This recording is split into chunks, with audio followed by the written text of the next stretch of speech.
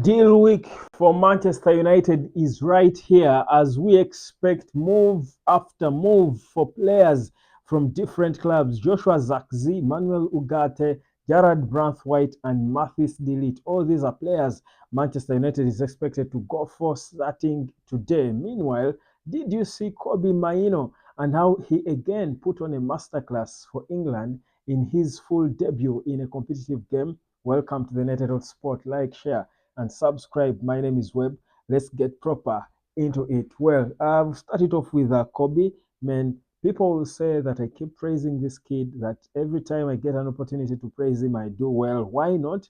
Why shouldn't I do it? Just give me one reason why I shouldn't. Look at this. That's the stats you're looking at there in your screen on your screen. KOBBIE Mainoo versus Slovakia. 100% dribbles completed, 96% pass accuracy, 65 out of 68 passes completed, 4 out of 6 duels won, 2 tackles, 2 shots, 1 interception, and 1 key pass. And you say it's too much for me to call him a star boy. I think, honestly, if you feel like that, you're just a hater of either the kid or you just said the fact that he's a Man United player and you perhaps are not a Man United supporter. But the reality is, KOBBIE just, for me, cemented his position as a starter in the midfield for England. I think he sealed it now. If ever Gareth Southgate had any reason to doubt how he was going to find the so-called issues he's got in terms of finding the balance in the middle, I think KOBBIE just gave him these answers because he gets England playing, getting them out of pressure. Because imagine if KOBBIE wasn't there, how much pressure this Slovakia team was going to mount on them in that first half of that game. But KOBBIE just gets them playing and eases the pressure off them. And that's exactly why he has got to be playing him. He has been he has been praising him a lot. And even before the game started, I saw in his pre-match press conference saying that the thing is, this boy looks so confident and comfortable in an England jersey. And I'm thinking, what did he expect? That is what KOBBIE does. That is what defines him. He's full of confidence. He's not fazed by the occasion or by the stage. And indeed, for me, his performance just cemented on his full debut, just for me, cemented why what we all say, what I've already said about him. And I feel honestly vindicated that my whole praise for this player has finally come to pay. He's trending all over all social media platforms just because of those impeccable performances. Now, linking this back, his performance back to Man United, I've been saying it here that how KOBBIE performs in the Euros is going to have a huge impact on how he returns for Man United and how he'll perform at Man United when he returns to the team. And for me, seeing such performances, because I feel like after every game he plays for England, he performs better than the previous game. That's what I feel like, honestly. And one can say, did he score or stuff? No, he didn't have to score because that's not his job. His job is to make the team tick, make the team play, open the team up, and make it look, good. Make it flowing. Make Jude Bellingham look better and stuff like that. And for me, I think he has achieved that. He has, I think, convinced everyone that he is such a player that is good enough, and there should be no doubts about him and his abilities anymore. I saw Declan Rice saying that the players will do anything to fight for Gareth Southgate, but I think for me, they don't have to fight for him. If he's going to make the right decisions by playing the right players at the right time, I don't think there will be need for anyone to fight for him.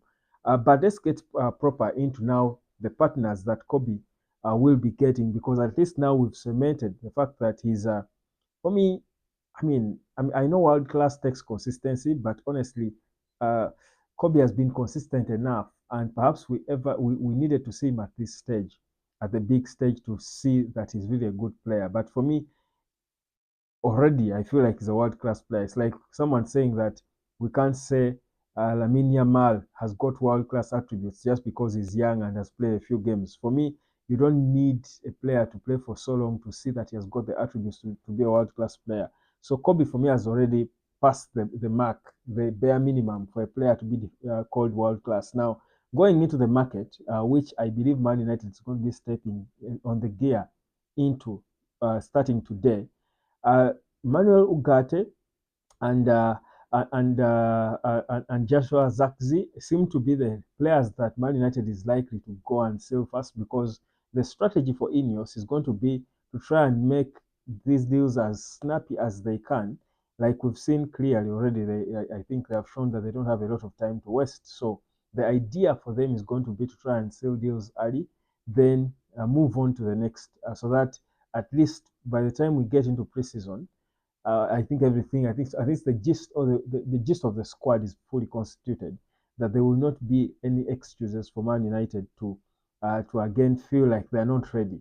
So that at least when most of the players who we want are already in the team as we go into the preseason, that gives the manager more time to work with them, and perhaps that's more belief and confidence in what we're doing. So that's what we are hoping. That's what we expect to happen. So starting today, I think we should be demanding now results and hoping for progress to happen when it comes to player signings. I think gone are the days now when we will be worried about the financial fair play man and stuff.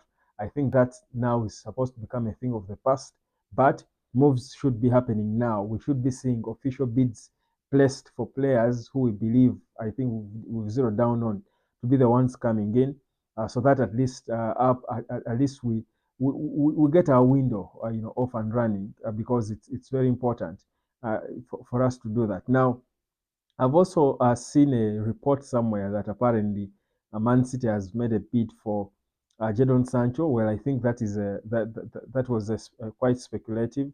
I don't think they have, but what I know is that Jadon Sancho has been offered to several clubs to try and sign him because Man United have made the decision not to bring him back to the team. Now, do I think Sancho will most likely stay in the Premier League? I actually think so.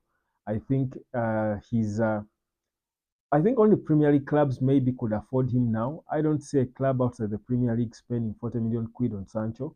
I think being English, but also the fact that the English clubs perhaps most of the times will have that kind of money to try and gamble on a player. I mean, Sancho is a young player.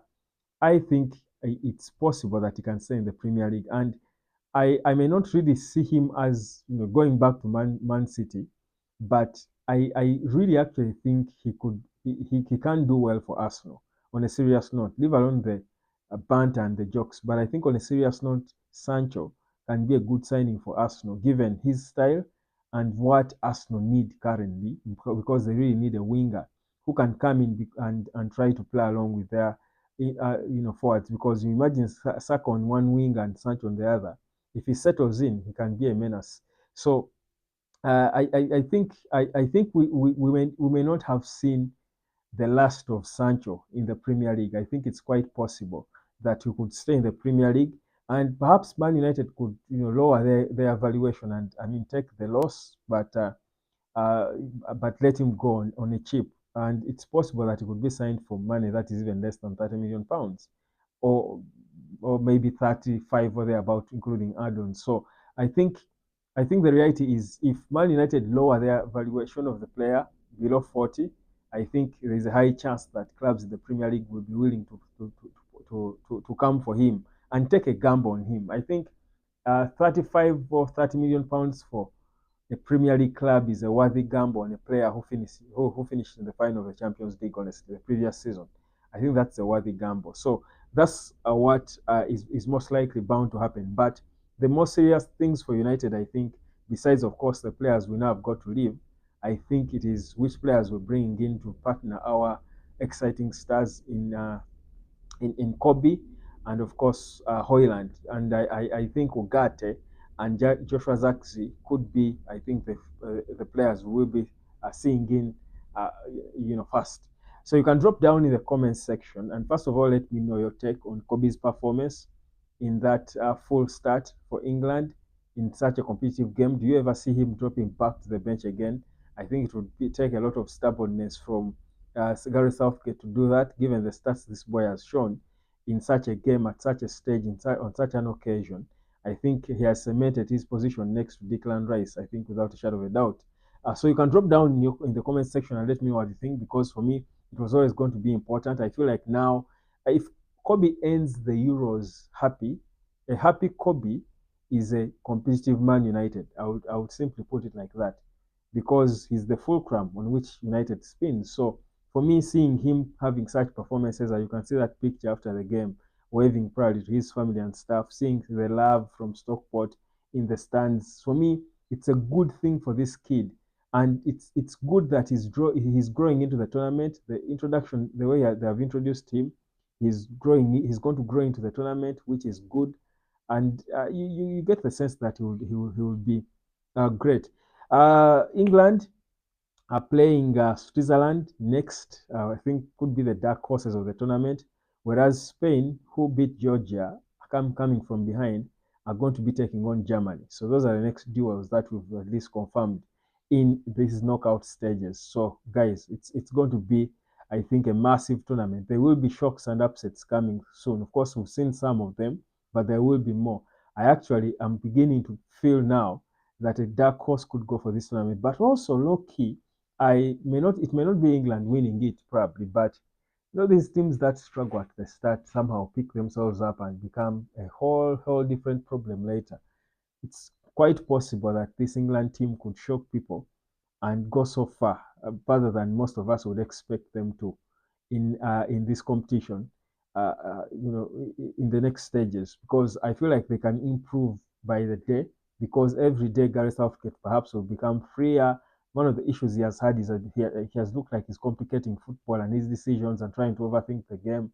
Yet his squad is one of the most obvious ones to select. But yeah, that's what I think. I won't predict that England will win it, but I'm getting to a point where I feel like maybe it's going to now be difficult to beat them. They've got nothing to lose. I saw Jude Bellingham attacking people who are speaking rubbish. That's what he called it. That is his choice of words about the team and the squad and all. But let's see if they navigate past Switzerland, who are looking quite stubborn. Perhaps they could be as good as another final, and if they win it, well, Southgate said they showed the players the 66 video of the 66 squad, and were using it to motivate players. Well, psychology and what have you is so important in the game today, but the reality is it all goes back to the execution of on the pitch. Anyhow, that's a smooth wrap up of Man United talk today. I think KOBBIE has been at the heart of it. Like, share, subscribe, and I'll catch you later. This is the United of Sport. My name is Webb. Peace, love, and harmony.